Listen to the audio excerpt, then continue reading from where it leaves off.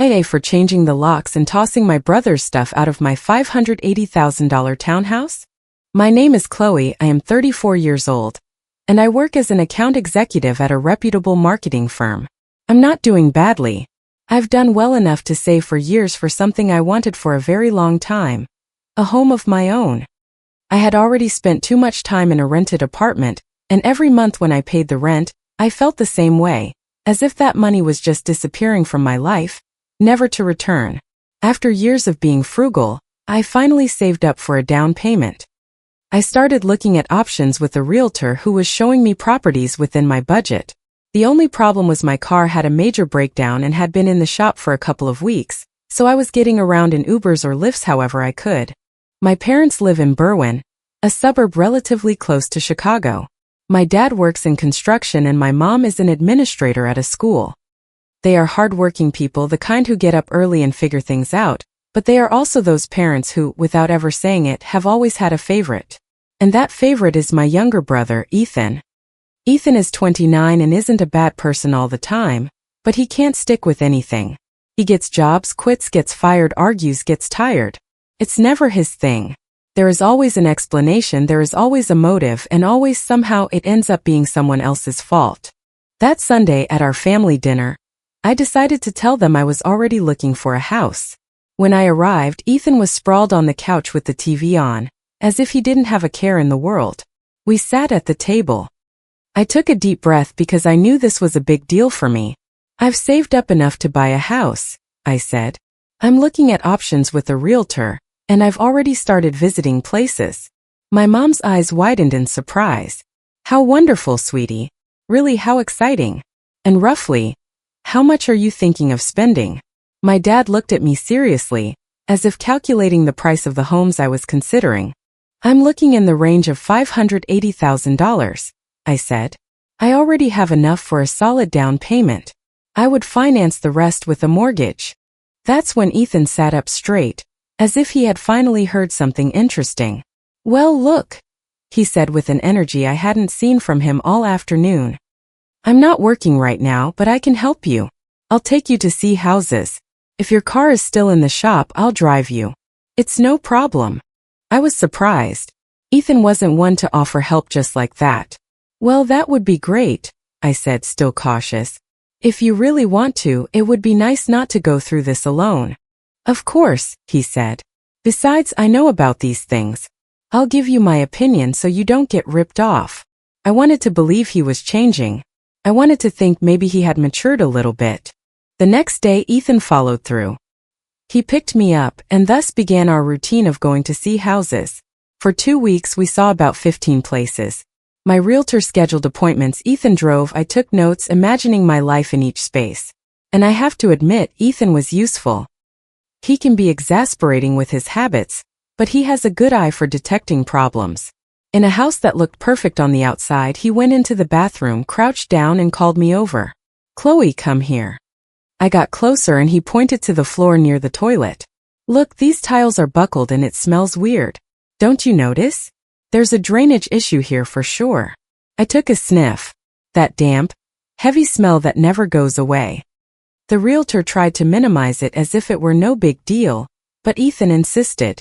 Ask for a professional inspection, he said, and have them check the pipes.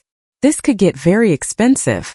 We checked more carefully and yes, stains, humidity, the smell, everything pointed to a serious problem. Don't even think about it, Ethan told me once we were outside. You're going to get into a money pit. And he saved me. That same afternoon I ruled out that house. This happened several times. He saw details that I, in my excitement, might have overlooked. Sometimes he got too demanding, yes, but other times he saved me from a huge expense. Until we found the right one.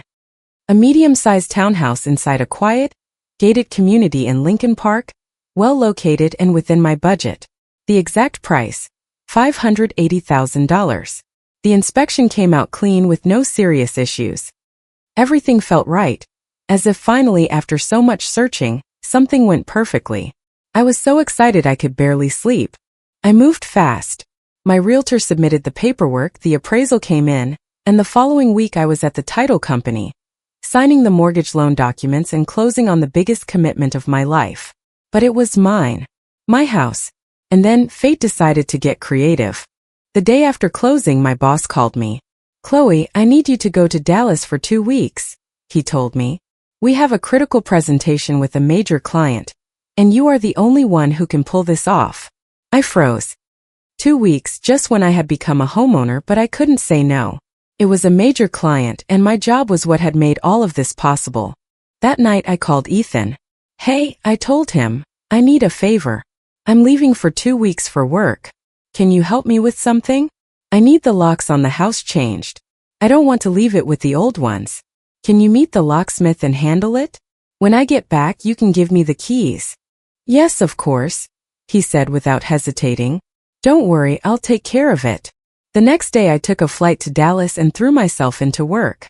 They were intense days with long hours, pressure, revisions, and meetings. I barely had time to breathe, let alone think about my house. During the trip, I called Ethan once to confirm. "Hey, did the locks get changed?" I asked him. "Yep, all done," he told me. "They were changed yesterday. Everything is secure." 2 weeks later, I returned to Chicago, exhausted but hopeful. I still had 2 months left on my apartment lease, so I wasn't in a rush to move. I wanted to take my time, maybe paint, fix little things, but I did want to go inside just to enter, walk through it, feel it. The next day I called Ethan. "I'm back," I told him when he answered. "Bring me the keys to the house, please." There was a strange long silence, and then he said something I didn't expect. "The thing is, I can't give them to you right now." "What do you mean you can't give them to me?" I asked, confused. "Well, I decided to move in and live here for a while with my new girlfriend. And honestly, you would be in our way." I stood there as if he had spoken to me in another language. "What are you talking about, Ethan? That house is mine. I bought it." "Yes, but I already talked to Mom and Dad," he said, as if it were the most normal thing in the world. "And they said it's fine." The air left my lungs. "Ethan, that makes no sense. Give me my keys and get out of my house. Now." He let out a small laugh. "Come on, Chloe, calm down. It's already been discussed. My parents agree." I hung up on him. I couldn't keep listening. I ordered an Uber because my car was still in the shop. I gave the address to the driver and spent the entire ride with my heart pounding, boiling with anger. When I arrived, I went straight to the door and started knocking hard. "Ethan, open up right now." Nothing. But I could hear movement inside, steps, voices. I knocked again. "Ethan, open the door." 5 minutes. Nothing. And I couldn't take it anymore. "If you don't open this door, I'm calling 911. You are inside my house without permission." Immediately it went silent inside and my phone rang. It was my mom. "Chloe, what's happening?" she said with that sweet voice she uses to calm things down. "Mom, Ethan won't let me into my own house. He changed the locks and now says he lives there with a girlfriend. This is insane." "Calm down," she said. "Come over here and we'll talk about it properly." "If he doesn't open the door, I'm calling the police," I told her. "Don't you dare," she responded, and there went the sweetness. "That is not how we handle things. It is a family matter. Come here right now." I was so angry I wasn't even thinking straight. I banged on the door one more time. My hand hurt and I turned around. I ordered another Uber. With the afternoon traffic, it took me about half an hour to get to my parents' house. I walked in with the anger stuck in my throat. "I want to know if it's true that you told Ethan he could live in my house," I blurted out without even saying hello. My parents looked at each other and my mom nodded. "Yes, but don't exaggerate. It's no skin off your back. He's only going to stay for a little while. He is dating a girl and needs a private place." I stood there looking at her as if I didn't know her. "Are you hearing me? I bought that house. I am paying the mortgage. He has no right to be there." "He needs it more right now," said my mom, as if it were an obvious truth. "You still have your apartment." My dad leaned toward me, trying to get me to see reason. "Chloe," he said calmly, "it's only for a couple of months while Ethan finds a job and gets on his feet. Let him get a job and rent like everyone else," I responded, unable to contain myself. "He's going to," said my mom quickly, "but right now he's starting a relationship. He has nowhere to be with her." I couldn't believe it. 2 months. I said at last, my voice tight. 2 months and he gets out, not 1 day more. My mom sighed as if relieved. I knew you would understand. I left without saying goodbye. When I got to my apartment, I had a message from Ethan. Thanks, sis. I really appreciate it. I stared at my phone as if it were a joke. I was the owner of a house and couldn't live in it because my unemployed brother needed privacy for his romance. The following days I tried to focus on work, on my normal life, but I couldn't stop thinking about him in my house, on my couch, within my walls, in my space. A few days later I couldn't take it anymore. My car finally came out of the shop and I drove to the house. I knocked. This time Ethan opened with a huge smile. Chloe, come in. I entered and felt something awful, like a punch to the gut. On my couch was her, the girlfriend. She looked young, maybe 25, with dyed blonde hair, perfectly groomed, wearing impeccable sneakers and a bag that looked expensive. One of those people who sits as if the world owes them the seat. This is Tiffany, said Ethan proudly. Tiffany looked up from her phone, looked me up and down, and let out a half smile. Oh, you're the sister, she said. Ethan told me about you. Then shamelessly she added, next time give us a heads up. We were just about to go out. I froze. Give you a heads up? I repeated. This is my house. Tiffany shrugged. Well, right now Ethan and I live here, so have some respect. If you come over, let us know. I felt the pressure rise to my head. My house, I said slowly. I am paying for it. Well, look, Tiffany said with a calmness that made me even angrier. I don't care whose name is on the papers. We are here, and here things are done our way. I was about to explode when Ethan took me by the arm. Come on, he said softly. Let's talk in the kitchen. He pulled me away before I said something worse. Please, he murmured. Don't argue with her, she gets intense. She's just being protective of our space. Our space. I answered him. Ethan, you are in my house. I know, he said quickly, but just tone it down a bit. It's temporary. I took a deep breath. I forced myself not to cry, not to scream. Okay, I said. But I want an extra set of keys and no parties. None. Yes, yes, he responded as if I were asking for something minor. Nothing will happen. He opened a drawer, took out a keyring and gave it to me. Here. I grabbed the keys and walked past Tiffany without saying a word. She didn't even turn to look at me. A month passed. I tried to live my life, but the idea that Ethan was settled in my house while I paid the monthly mortgage payment was eating away at me. I called him to ask about his job search. Hey Ethan, I said. How's it going? Did you find anything? There was that pause I already knew so well, that silence where he prepares his excuse. I'm looking, he responded. It's tough out there, you know, but I'm looking. And when are you getting out? I asked directly. The 2 months are almost up. Yeah, he said, soon. I just need a little more time to find something good. A week later, Mark called me. An old friend of Ethan's, someone I'd known for years. Hey, Chloe, he said excitedly. Are you going to Ethan's housewarming? I went cold. What housewarming? The party, he said. He says he already bought his house. That he finally made it happen. Tomorrow at 7. It's going to be great. I felt my stomach drop. Mark, what exactly did Ethan tell you about that house?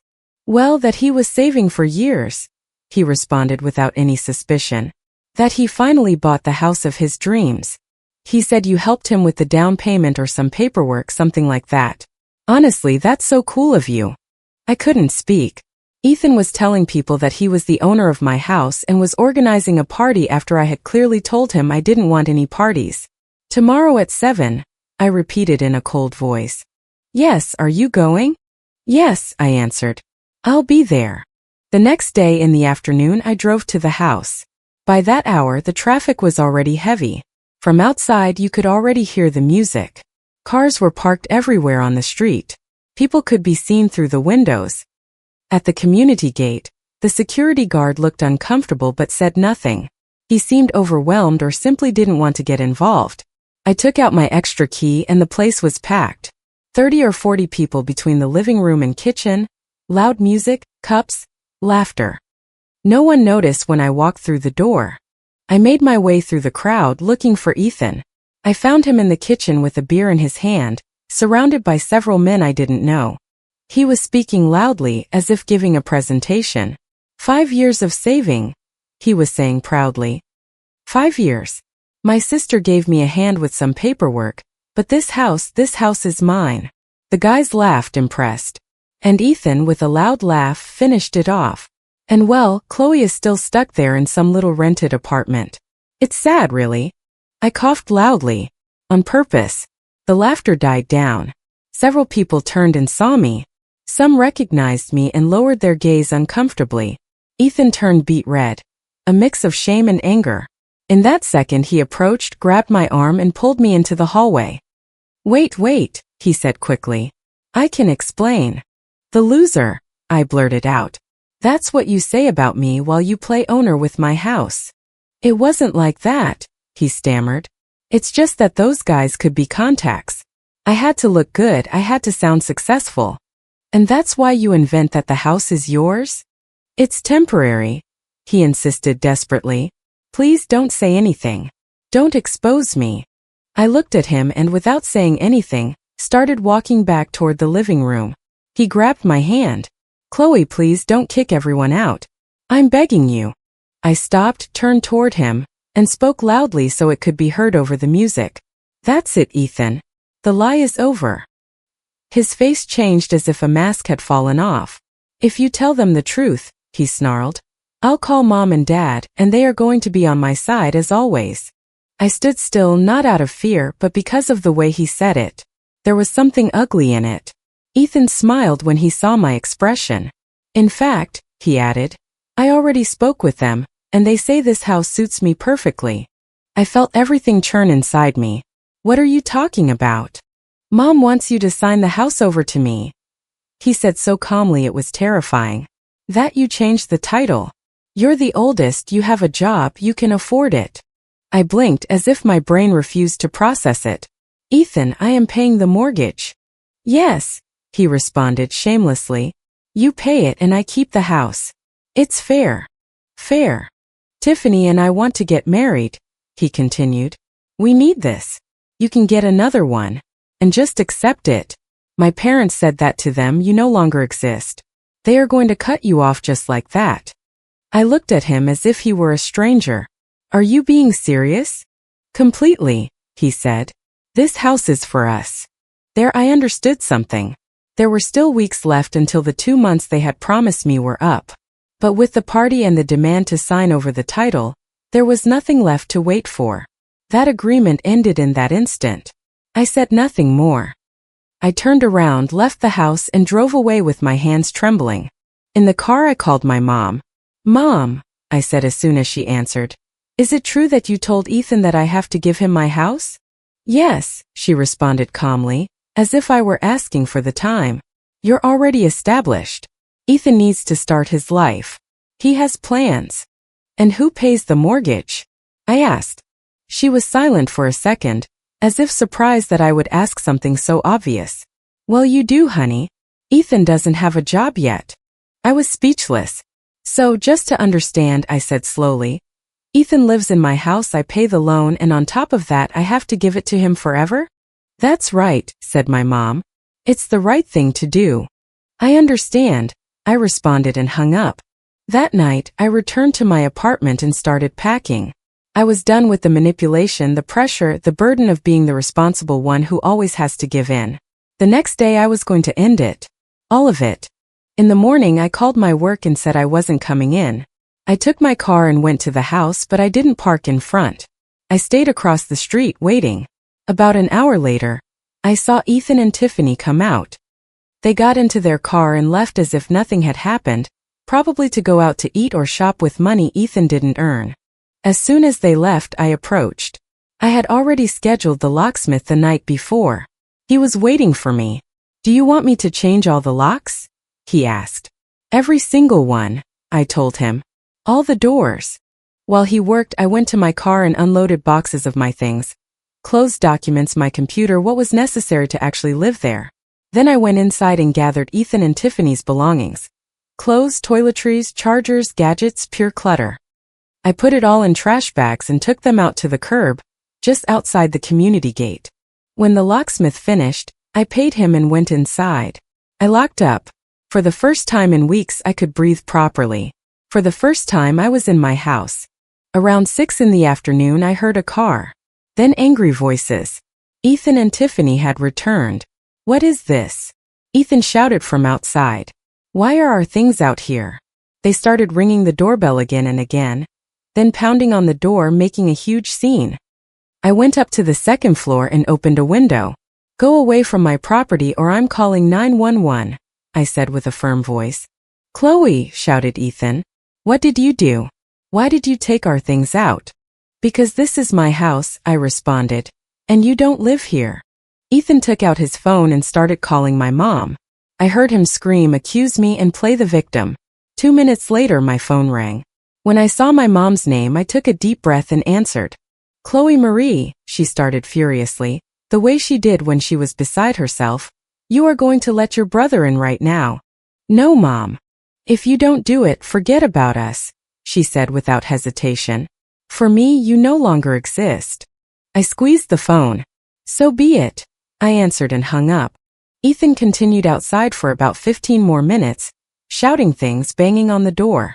Tiffany shrieked, cried, and complained as if I had stolen something from them, until Ethan let out his usual threat. "You're going to pay for this, Chloe," and they left. After that, I spoke with my boss. I told him I had a complicated family situation, and that I needed to work from home for a few weeks. It wasn't a lie. He authorized it without a problem. I set up my laptop in the room that was going to be my office and tried to focus. It felt strange to be in my own house for the first time. Strange, but at the same time clean, as if the air were different. I ordered groceries online and had them delivered. I didn't want to leave the house alone. Knowing Ethan, I knew he wasn't going to give up so easily. The first few days were quiet. For a moment I thought maybe he had accepted it. But with Ethan, nothing is ever accepted that easily. One Thursday afternoon, I was working when I heard a noise downstairs, like scraping metal against metal. My blood ran cold. I peeked out the window carefully. There was Ethan crouched by my front door, with some kind of tool in his hand, concentrated, trying to force the lock. The set of keys he had was useless since I'd had them all changed. My hands trembled, but I dialed 911. "There is someone trying to break into my house," I said. "He is forcing the lock at this very moment." I gave the address. They told me officers were on their way. I stayed watching from above. Ethan moved his hands with patience, as if it were a normal task. They didn't take long to arrive. 2 police officers got out of their car and approached him. "Sir," one of them said, "what are you doing?" Ethan looked up, feigning calm. "Officers, it's my house," he said. "I got locked out, the door shut behind me, and I don't have my keys." I opened the door from the inside and stepped out. "Officers," I said firmly, "I am the owner. That man is my brother, and he does not live here. He is trying to get in without permission." I took out my phone and showed them a digital copy of my closing documents and my ID. I didn't need to give long explanations. The proof was clear. Ethan stood up suddenly. "Chloe, tell them I live here," he shouted at me. "No," I responded. "You don't." One of the officers looked at the tools on the ground. "Sir, are you authorized to be on this property?" Ethan became furious. He looked at me with pure hatred. "How could you do this to me? I'm your family." The police officer didn't flinch.